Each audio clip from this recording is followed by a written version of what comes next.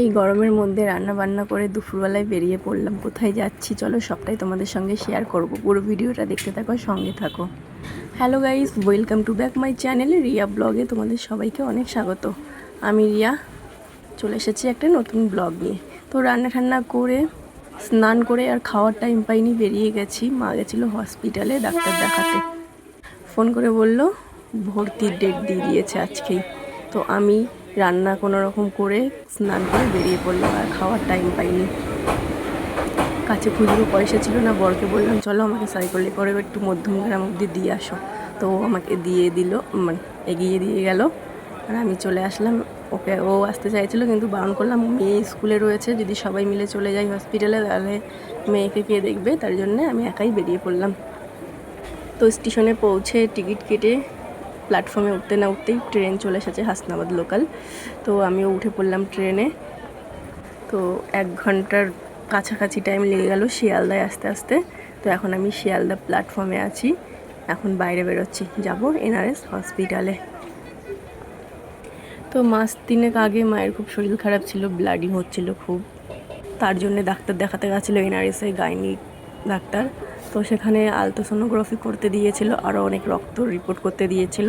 Ultrasonography রিপোর্টে ধরা পড়েছিল যে পেটে টিউমার হয়েছে 2টো।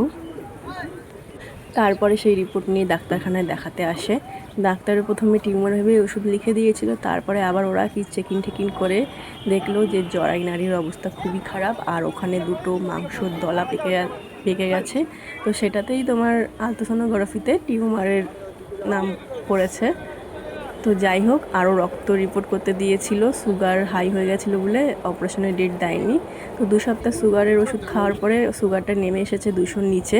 তো এখন ডাক্তার দেখাতে এসেছিলো, তখন ডাক্তার ডেট দিল আজকেই ভর্তি নিয়ে নেবে। আর মা যেহেতু একা একা ডাক্তার দেখাতে এসেছিলো, গার্জেন ছাড়া যদি ভর্তি না নেয়, তাই মাকে বললাম তুমি ওখানে ফর্ম ফিল আপ করে ডাক্তারের সই ঠই নিয়ে বসো, আমি আসছি। তো মা ফর্ম নিয়ে এসে ফিল আপ করে ডাক্তারের সই করে নিয়ে বসেছিল, কারণ ডাক্তার তো আবার দেরি হয়ে গেলে বেরিয়ে যাবে না 2:30 বাজলেই, তার জন্যে ওটা করে নিতে বললাম। তো আমি এখন পৌঁছে গেলাম এনআরএস গেটের সামনে। এনআরএস হসপিটাল 2 নম্বর গেটে ঢুকলাম। তো এই বিল্ডিংটা নতুন হয়েছে, বেশ ভালোই বড় হয়েছে, অনেক 5-6 তলা। তো মা কোথায় বসে আছে বললো সামনেই বসে আছে, খুঁজছি, আর তারপরে দেখতে পেলাম ও এখানে বসে আছে। তো মাকে দেখতে পেয়ে গেলাম, মা ওখানে বসেছিল, দেখলাম দুজনের সাথে গল্প করছিল। তো আমিও গিয়ে দাঁড়ালাম একটু ওখানে, তারপরে বললাম চলো অনেক বেলা হয়ে গেছে, এবার যাই।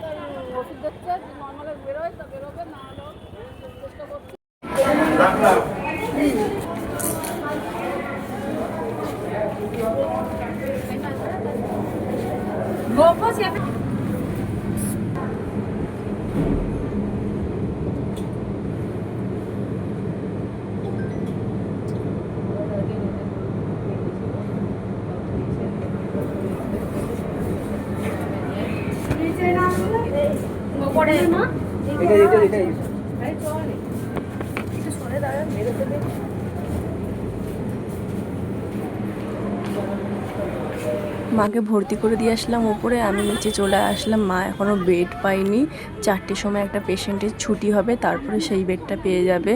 তো আমি কিছু দরকারি জিনিস কিনে নিলাম, যেমন বালতি, একটা চিরুনি, কোলগেট ব্রাশ, মগ, একটা হাই চপ্পল, হাই চপ্পল পরে আসিনি তার জন্যে। তো ওগুলো উপরে দিয়ে আসলাম 4টের সময়। তারপরে ডাক্তার এসে ব্লাড নিয়ে গেল, আর আমার কাছে দিয়ে দিল ব্লাডগুলো টেস্ট করার জন্যে। তো এখন আমি এগুলো নিয়ে সেন্টার ল্যাবে যাচ্ছি। তো এখন বাজে 6:30, এখন বসে আছি, আর 8:30টার সময় রিপোর্ট দেবে। তো 8:30টার সময় রিপোর্ট দিয়ে তারপরে বাড়িতে যাব। তো দেখো সবাই লাইন দিয়ে বসে আছে এখানে, তাও একটু গরমটা কম আছে, এখন একটু হাওয়া দিচ্ছিল। তারপরে দেখি যে বাইরে মেঘ করে এসেছে, বিদ্যুৎ চমকাচ্ছে। এখন বাজে 8:30, আমি যাচ্ছি সেন্টার ল্যাবে রিপোর্ট আনার জন্যে। তো একটা রিপোর্ট, একটা ব্লাড সেন্টার ল্যাবে দেওয়া আছে, আর একটা ব্লাড ব্যাংকে দেওয়া আছে, ওখানে রক্তর গ্রুপটা চেক করতে দিয়েছিল, ওখানেও আবার রিপোর্ট আনতে যেতে হবে। তো এখন সেন্টার ল্যাবে যাচ্ছি 8:30টার সময়। তো দেখো এখানে কত মানুষ বসে আছে, আর বাইরে বিদ্যুৎ চমকাচ্ছে। আর ওইদিকে রিপোর্টের লাইন পড়ে গেছে। আমিও দাঁড়িয়ে পড়লাম রিপোর্ট নেওয়ার জন্যে। এদিকে তো বিদ্যুৎ চমকাচ্ছিল, তারপরে নেমে গেল বৃষ্টি। আমি সব রিপোর্টগুলো নিয়ে এসে মার কাছে দিয়ে বেরিয়ে পড়লাম। এখন বসে পড়েছি ট্রেনে বাড়ি যাওয়ার জন্যে। তো আজকের ভিডিও এই অবধি, টাটা।